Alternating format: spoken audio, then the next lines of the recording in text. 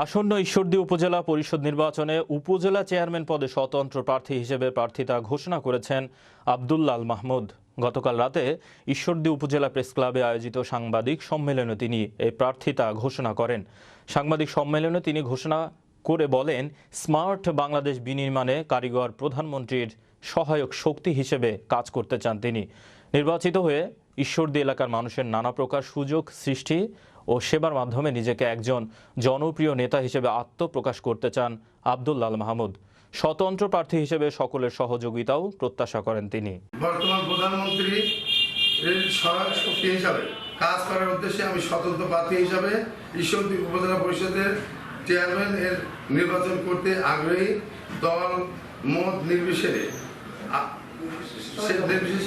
আমি সকলের দোয়া প্রার্থী। আমি এই উপজেলা পরিষদের চেয়ারম্যান যদি আপনারা সমর্থন করেন, ভোট প্রদান করে জনগণ নির্বাচিত হলে মাননীয় প্রধানমন্ত্রীর একটা দৃষ্টি এখানে ঈশ্বরদী ইম্পর্টেন্ট।